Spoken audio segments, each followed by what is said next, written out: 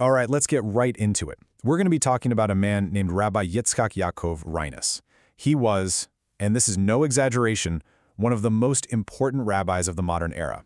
I mean, we're talking about a brilliant Talmudic scholar, a really bold innovator, and the person who actually founded religious Zionism. And yet, so many people have barely even heard of him. It's a fascinating question, right? When you think of religious Zionism today, you probably think of the great mystic, Rabbi Abraham Isaac Kook. But it was Rabbi Reines who built the actual political and educational structures of the movement. So how did his super practical, world-changing vision get so overshadowed? Well, to understand that, we have to travel back in time, to a world in the middle of a profound crisis. So, first up, let's get a picture of the world Reines was living in.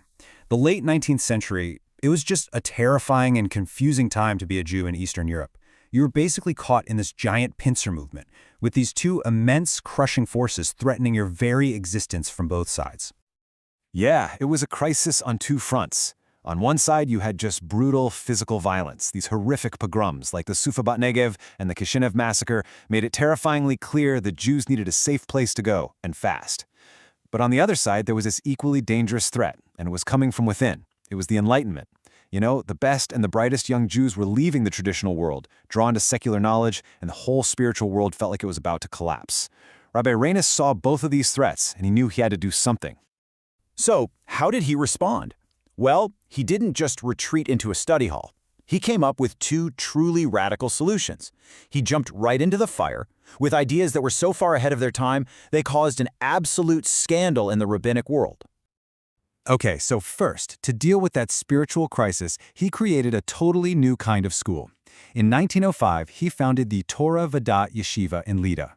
The goal was simple: stop the brain drain. But just look at this curriculum. Right alongside Talmud and Jewish law, he was teaching Russian language and mathematics. This was absolutely revolutionary. I mean, the idea of teaching secular subjects inside a holy yeshiva? To many of his peers, this was basically heresy. He faced furious opposition, but he was convinced it was the only way to keep young Jews in the fold. And his second solution? Even more shocking. To deal with the physical threat, Rabbi Reines did something nobody saw coming.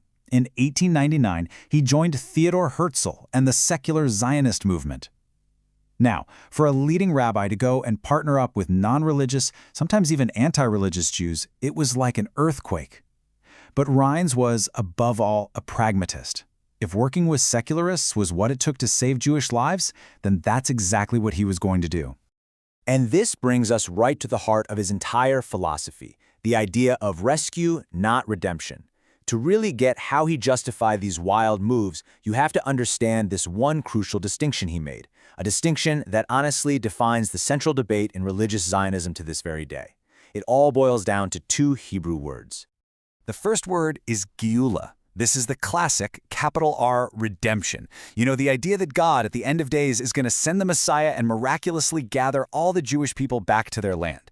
For pretty much all the other rabbis at the time, this was a sacred, hands-off process. Humans couldn't force it.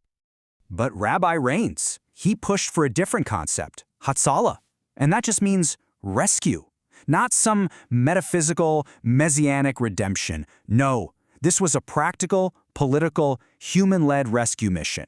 The point wasn't to bring the Messiah, it was to get Jews out of immediate danger.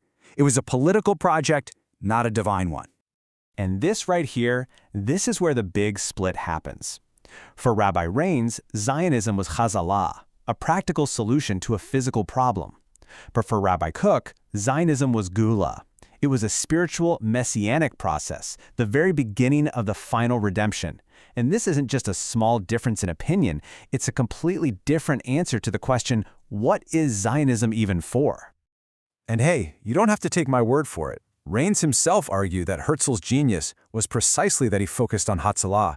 He basically said Herzl succeeded because he wasn't talking about the Messiah. He offered a simple salvation, a political solution to a political problem.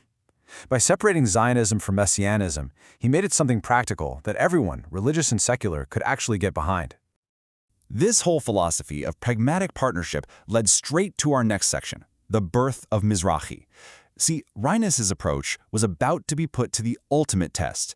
It's one thing to join a secular movement, but what do you do when that movement tries to define the very soul of the Jewish future?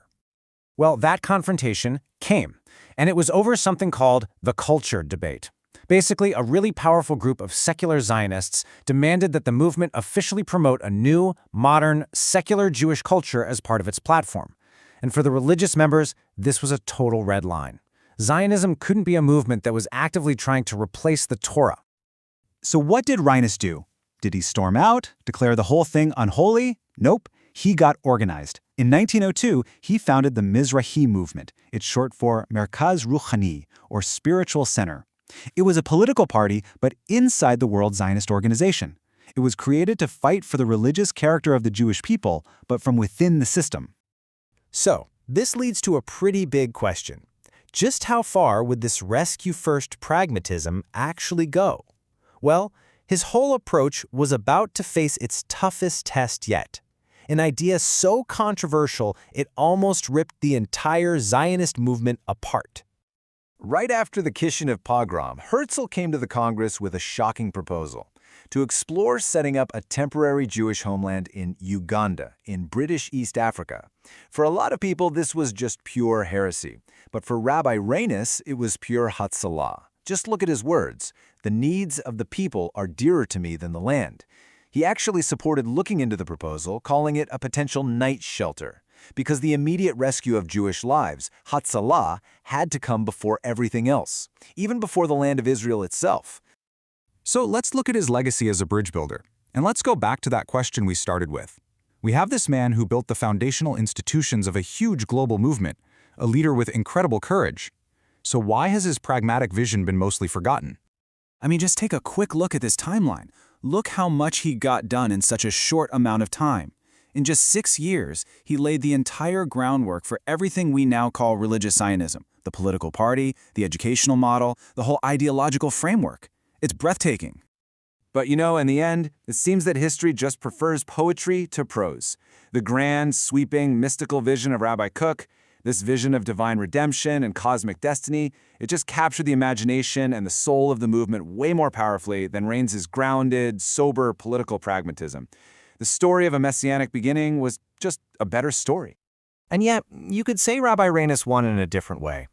His real legacy isn't some theological book, it's the institutions that are alive and kicking today. The whole idea of a religious political party that works inside a secular government, that's his model. And the modern Orthodox high school that combines religious and secular studies, that is the direct descendant of his little yeshiva in Lida. He built the machinery that still runs today. Which leaves us with one last question to think about. In our own deeply divided times, which vision offers a better path forward?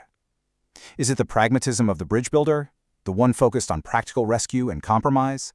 Or is it the soaring, uncompromising prophecy of spiritual redemption? It's a question Rabbi Reines forced the Jewish world to ask more than 100 years ago, and it's one we are absolutely still grappling with today.